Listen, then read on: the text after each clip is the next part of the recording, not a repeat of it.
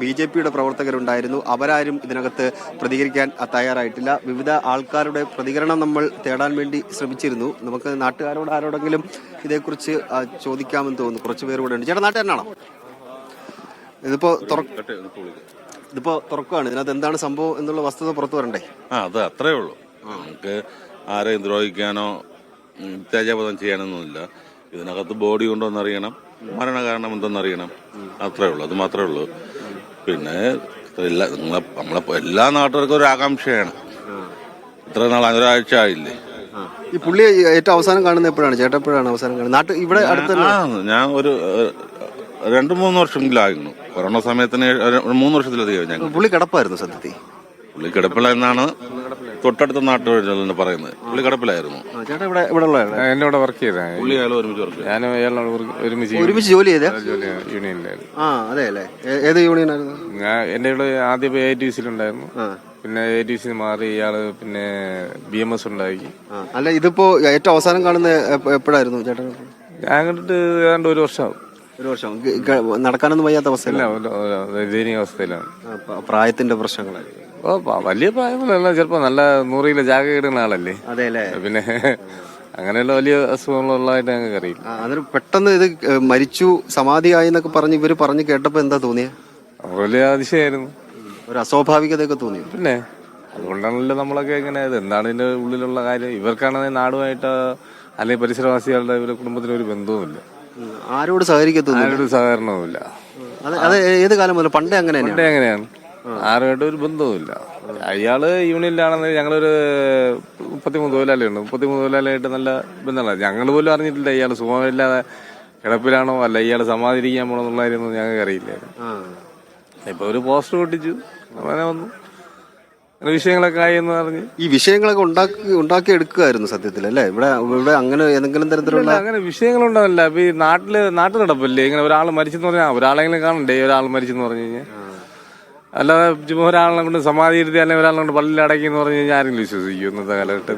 അങ്ങനെയുള്ള ഒരു വിഷയമായിട്ട് ബന്ധപ്പെട്ട് നാട്ടുകാരൊക്കെ ഇങ്ങനെ ഒന്നിച്ചായപ്പോൾ ആളെ കാണുമല്ലോ. എന്നാലും ഒരു മരണം എന്ന് പറഞ്ഞു കഴിഞ്ഞാൽ ശത്രുവായാലും മിത്രമായിരുന്നാലും ആ വീടുമായിട്ട് ബന്ധപ്പെട്ട ഒരു മരണപ്പെട്ട ഒരാളെ കാണാൻ വേണ്ടി പോകണമല്ലോ. നാട്ടുകാരെ നിലയിൽ നാട്ടു നടപ്പാണ്. ഒരാൾ മരിച്ചു കഴിഞ്ഞാൽ നമ്മള് കൂടെ ജോലി ചെയ്ത ആളെന്ന നിലയിലൊക്കെ ഒന്ന് കാണാൻ വേണ്ടി. ഞാനും അയാളെന്ന് പറഞ്ഞാൽ ഒരു 17 വർഷത്തോളം ഞങ്ങൾ ഒന്നിച്ച് എല്ലാ രാത്രിയിലും ഞങ്ങൾ നൈറ്റാണ് പോണേ. എല്ലാ രാത്രിയും അയാളെ കാണണല്ലേ.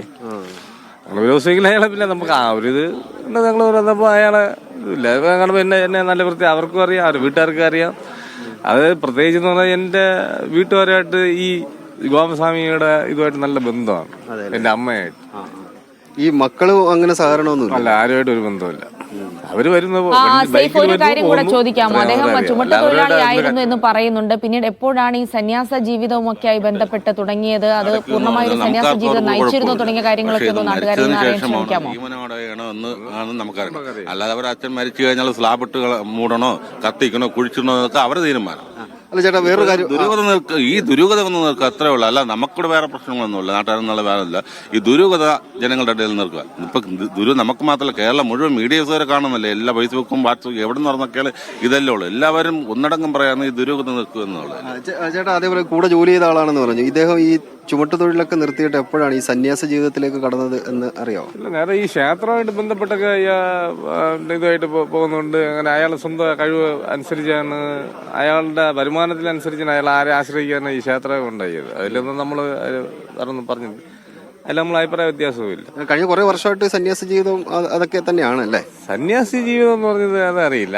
അങ്ങനെ സന്യാസിയായിട്ടില്ല. പിന്നെ സന്യാസിയായിട്ടുണ്ട് എന്ന് പിന്നെ അതായത് കേരള ചുമട്ടുതൊഴിലാളി ക്ഷേമനിധി ബോർഡിൽ അയാൾ രാവിലെ 7 മണിക്ക് ഒപ്പിട്ട് കഴിഞ്ഞാൽ വൈകുന്നേരം 6 മണി വരെ റോഡിൽ കാണുമെന്നാണ്. ചൊവ്വ വെള്ളി എന്ന് പറഞ്ഞാൽ 5 മണിക്ക് ഒപ്പിട്ട് കഴിഞ്ഞാൽ പിറ്റേന്ന് രാവിലെ 5 മണി വരെ ഒപ്പിട്ട്. പിന്നെ എവിടെയാണ് സന്യാസത്തിന് പോകണം?